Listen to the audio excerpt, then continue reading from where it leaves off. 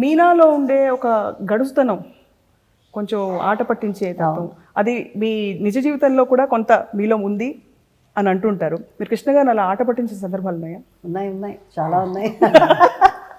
కృష్ణ గారు మీరే చెప్పాలి బహుశా. అవునా?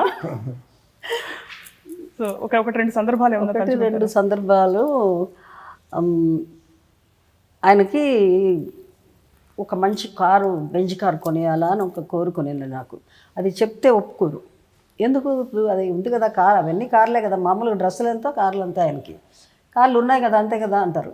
అందుకోసం నేను చెప్పకుండా 1 month ప్లాన్ చేసి కరెక్ట్గా బర్త్డే రోజున ఆ కారు వచ్చి ఇక్కడ విత్ డెకరేషన్ నిలబడింది. నిలబడితే కీస్ ఇస్తే ఎవరిది ఈ కారు అన్నారు. అంటే మనదంటే ఎప్పుడు కొన్నావు అంటే, అది కొనాలంటే 1 month టైం పడుతుంది. ఇక్కడ నుంచి లెటర్స్ పోయి అది వచ్చి అది కరెక్ట్గా ఆ రోజు రావాలని టెన్షన్ పడ్డాను అనమాట. కరెక్ట్ అదొక పెద్ద ఇది. అలాగే దీపావళిలో ఆయన పెద్దగా టపాసులు కాల్చడం ఇష్టం ఉండదు, నాకేమో చాలా ఎక్కువ ఇష్టం. అందుకోసం కొంచెం సేపు అయినా అక్కడ ఉండేటట్టు ప్రార్థిస్తాను.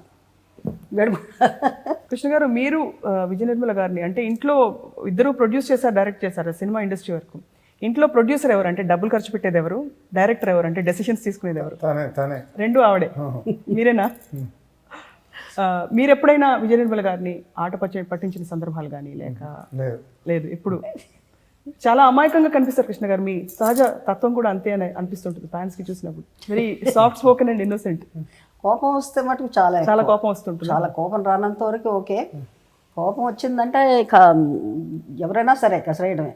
కృష్ణ గారు, విజయ నిర్మల గారిని చూసినప్పుడు ఆవిడ మీద చిత్రీకరించిన ఏ పాట మీకు గుర్తొస్తుంటుంది? వస్తాడు నా రాజు గుర్తొస్తుంటుంది. అదే తన లైఫ్లో super hit song. And Krishna గారిని చూసినప్పుడు మీకే పాట గుర్తొస్తుంటుంది? చాలా హిట్ సాంగ్స్ ఉన్నాయి. నాకు చాలా పాటలు ఇష్టం కృష్ణ గారితో, అన్ని పాటలు నాకు ఇష్టం. సాక్షిలో పాటలు మరీ ఇష్టం. అది చాలా మంచి పాటలు ఉన్నాయి అందులో. అమ్మ కడుపు చల్లగా ఒకటి, తర్వాత ఇంకో సాంగ్ ఒకటి. ఇలాగ సాక్షిలో న్యాచురల్గా యాక్ట్ చేసాం. అది ఒకళ్ళకొకళ్ళు ఇష్టం వల్ల ఏమో తెలియదు, చాలా న్యాచురల్గా యాక్ట్ చేసాం. బాపు గారు కూడా అలా ఎంకరేజ్ చేశారు.